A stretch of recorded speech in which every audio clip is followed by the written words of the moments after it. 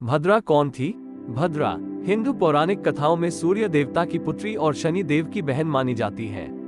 भद्रा को अशुभ माना जाता है क्योंकि उनके स्वभाव और प्रभाव के कारण जब भी कोई शुभ कार्य उनके समय में किया जाता है तो वह विफल हो जाता है या उसमें अड़चनें आती हैं। भद्रा का स्वभाव क्रोधी और नकारात्मक होता है और उनका संबंध मंगल कार्यों के अवरोधक के रूप में देखा जाता है। भद्रा काल में राखी क्यों नहीं बांधी जाती?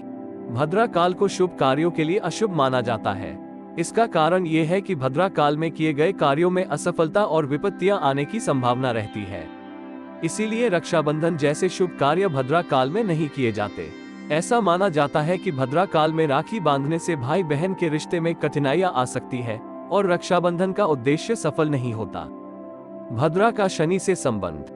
भद्रा का शनि से संबंध इस तथ्य पर आधारित है कि भद्रा शनि देव की बहन है। शनि देव को ज्योतिष में न्याय के देवता माना जाता है और उनका प्रभाव भी कई बार कठोर और कठिन परिस्थितियों को जन्म देता है। इसी तरह भद्रा भी एक ऐसा समय होता है जब शुभ कार्यों को टालना ही बेहतर समझा जाता है। शनि और भद्रा का ये संबंध इस विचार को और मजबूत करता है कि भद्रा काल में कोई भी शुभ कार्य नहीं करना चाहिए।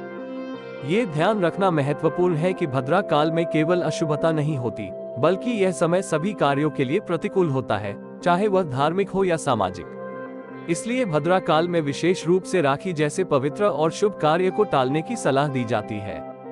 भद्रा काल का संबंध रावण से भी जोड़ा जाता है, खासकर रक्षाबंधन के त्योहार के संदर्भ में। पौराणिक कथाओं के अनुसार जब रावण की बहन ने उन्हें राखी बांधनी चाही तो वह भद्रा काल के समय था, लेकिन रावण ने इस अशुभ समय में राखी बंधवाई, जिसके परिणामस्वरूप उसकी तबाही हुई। ऐसा माना जाता है कि भद्रा काल में शुभ कार्य करने से अशुभ परिणाम प्राप्त होते हैं और रावण की यह घटना इस बात का प्रमाण मानी जाती है।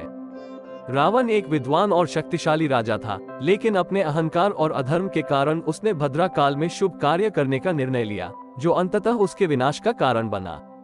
इस कथा के माध्यम से ये संदेश दिया जाता है कि भद्रा काल में कोई भी शुभ कार्य, विशेषकर राखी बांधने जैसे पवित्र कार्य, नहीं करना चाहिए। इस पौराणिक कथा का उद्देश्य भद्रा काल की महत्ता और उसके प्रभाव को समझाना है, जिससे लोगों को शुभ कार्यों के लिए उचित समय का चुनाव करने में सहायता मिल सके।